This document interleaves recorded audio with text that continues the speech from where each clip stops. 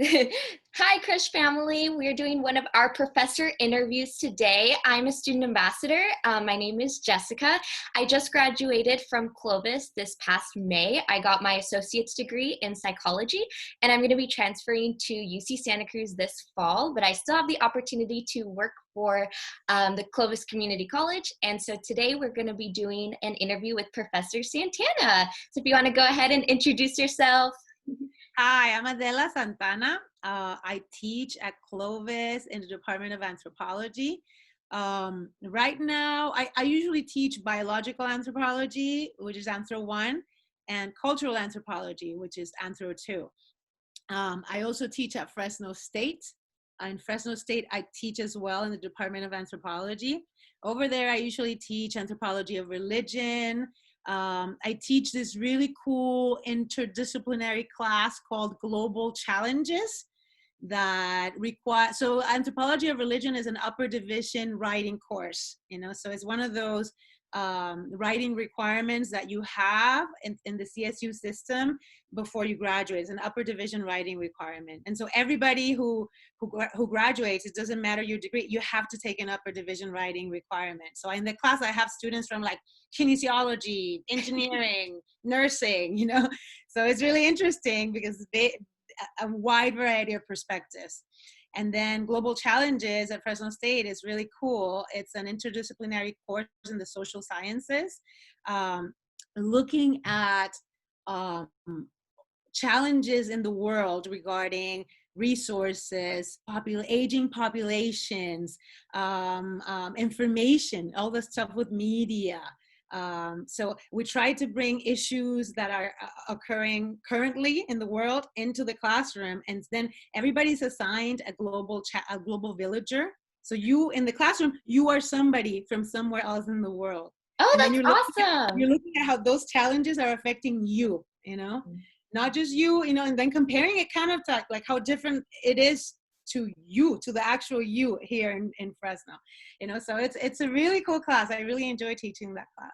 And then in Clovis, I teach Anthro 1 and Anthro 2, which are introductions to biological anthropology and cultural anthropology. And Jessica have you taken both of them or just cultural? Yeah, I took cultural anthropology with you, and I got to take biological anthropology with Taylor. Wow, with Lori, yeah, Mm-hmm. she's a great professor too. Yeah, I think we're only 3 or 4 anthropology professors at Clovis. It's like Lori and me, and then James Maluli, who's my husband. He teaches there too. Yeah, so there's just a few of us that teach all of these courses. Yeah. Awesome. Well, thank you. So how has the semester been so far for you and doing online teaching? Online teaching. I was lucky because we started having online learning at Clovis before, and I had never taught online. I'd only taught face-to-face in the classroom, which I love because then I get to have a deep connection with my students, and I love to do all these project-based things in the classroom. And so I was lucky that a semester before pandemic education, I trained to teach online. And so I converted an Answer 2 class into an online class. So I was lucky that I had that opportunity to train for that and to turn a class completely online, because it's extremely time consuming to do that. It is so hard. Because you have to abide by all these Title IX and Title V, the connection with the students. The students have to have weekly connections with the instructor, weekly connections with each other. So you have to build all these discussion boards and things like that they have to participate in. Right. So it's super time consuming to go through your class and the content of your class and turn that into that scenario, Yeah, I bet. So I was lucky that with Anthro 2, I had done it. Mm-hmm. And so the problem is that when pandemic came, I was teaching both Anthro 2 online, which that wasn't affected at all. But then I was teaching an Anthro 1 that was face-to-face. And that was really hard. That transition, one of our tech geniuses at Clovis, Tracy Stuntz, who's helped us so much, she posted recently on Facebook, like it's been, because what they did was that they gave us like 4 days. So they stopped classes literally 4 days and said, instructors, you got to turn this into online 4 days. And think that the class that I took to learn how to do this was like a month and a half during the summer. So a month and a half of learning had to happen in 4 days. And then we had to switch the class into online, right? Wow. And so frankly, it's no comparison. One of them, I spent a month and a half in the summer meticulously turning this into online. And then the other one, I spent 4 days turning it into an online format. So my students were, I mean, luckily, because it was face-to-face, I had an interaction with them already. I knew them. So we were all trying to be patient, you know, and trying to learn that way. But yeah.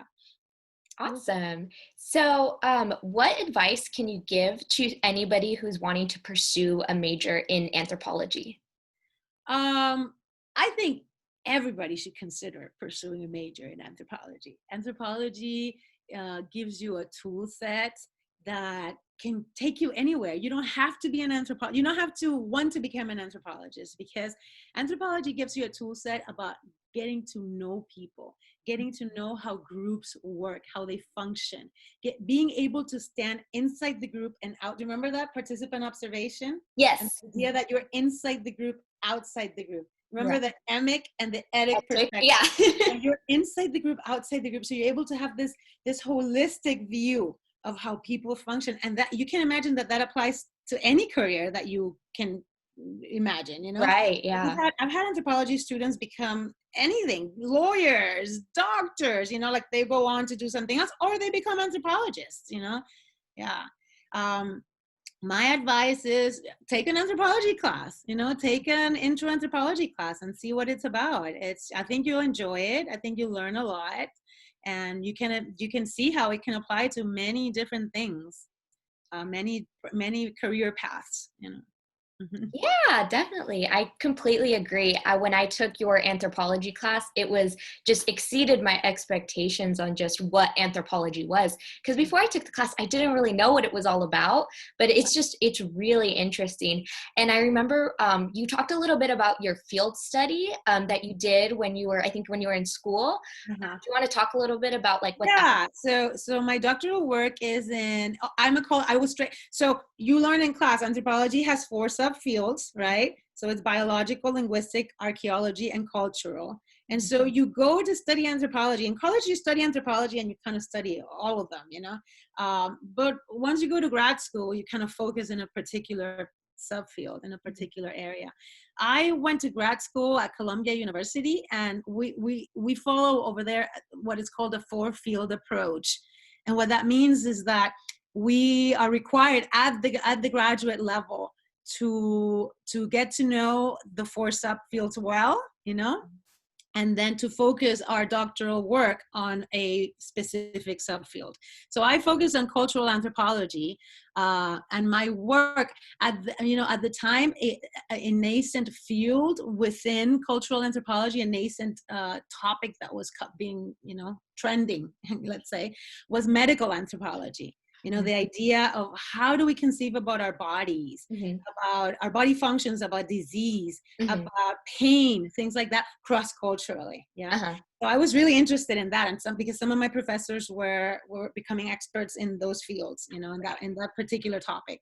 And so I went to Mexico City. My ethnographic field site is Mexico City. And I went to Mexico City and I wanted to study pain, you know, the concept of pain from, you know, and when you study pain as a cultural anthropologist, you're kind of bringing in notions of biological anthropology too, you know, of the biology of the body and how pain is experienced neurologically, physically. And so you're connecting that with cultural constructions of what it means to have this pain and how pain is shared, you know, like in other societies that are more collective in nature, in their activities, in the way that they devise community and body. Then when you think about pain, it's not just you. And that's the case for that. And I thought, where could I go to study pain that is, you know, like you need to either people with diseases, chronic diseases. But then I thought, you know who I could study pain with? People who inflict pain on each other a lot. So I went and studied lucha libre, which is professional wrestling in Mexico City. And so I hung, like I just approached a wrestling gym and I said, look, I want to do a study on wrestlers and pain. Can I just hang out here? And then I hung out here there for almost 3 years, 2.5 years. Wow. And did feel right that way on pain. Yeah. Yeah, that's so exciting. That sounds like it was really fun for Yeah. you. Yeah. Awesome. So a little off topic of just academia, but what's your favorite thing to do outside of teaching? Like any hobbies that you might have? Oh yeah. I cycle. I love cycling. Did I ever tell you that? No, I didn't know No? that. Oh, okay. Yeah. So I have a big family. I have 5 children. 3 are mine. 2 are not, but I raised them too, so they are mine.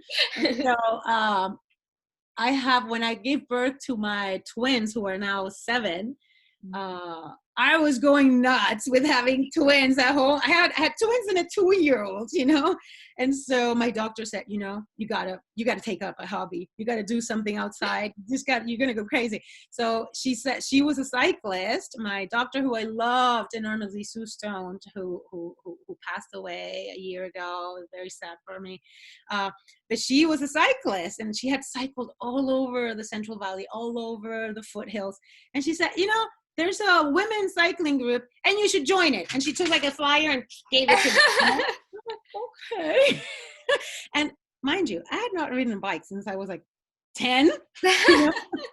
So I joined them, and it's a group of women called Women on Wheels, who sadly don't exist anymore. But at the time, we're teaching other women who hadn't ridden a bike since they were 10 how to ride a bike, how to write in groups together. Yeah. And then all of a sudden, in Facebook, the Facebook memories, I love those. Oh, yeah. Because they bring up like a memory, and a memory came from like 6 years ago, 6 years ago, probably. So the twins were like 1.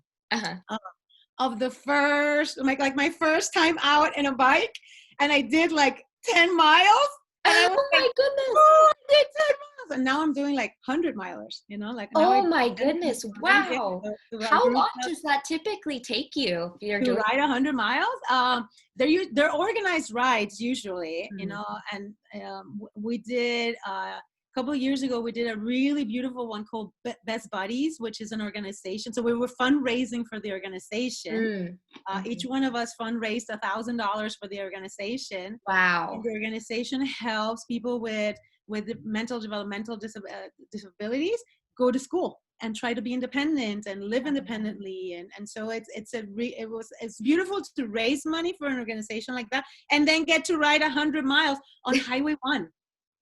Wow, that's beautiful, I bet. From Carmel to Cambria, Yeah. Yeah. Wow, that's really awesome. Beautiful. Yeah. Have you been doing any cycling at all on your own during these times? During these times? Yeah, I've been, my family has been isolating a lot, but cycling is a great activity for social distance because you are far away from others. You have a bike in between all of you. And it's so we've been meeting with some women from my groups, and usually like groups of 3 or 4 of us would go up. When it started to get really hot, it becomes harder, so you have to go climb higher mountains. So then it means that you're climbing a lot, you're starting off at 8,000 feet and trying to climb up to 10,000, 11,000 feet. So but it's a great activity. I recommend, just like anthropology, I recommend. Wow. Well, that's really awesome. So it sounds like you're still doing well, even with everything going on. And it sounds like I think we're all trying to cope, no? However, we're all trying to do our best to cope. And you know what? My students are doing amazing. They're doing amazing. They're connecting with me. We're connecting with each other. We're trying to do our best. Every so often, we have a lot of like technical issues that come up and something didn't work. But, I think we're all being patient. We're all working with each other, and we're doing our best. And I think we're doing great, Yeah, that's really great to hear, honestly. Well, I wish you a great rest of the semester, and I just want to thank you again for sitting down with me virtually and being able to just give give some more students just some information about who you are and what you do and what you love. So, Okay. Well, thank you for thinking of me. oh yeah, of course. I'm gonna go ahead and stop the recording.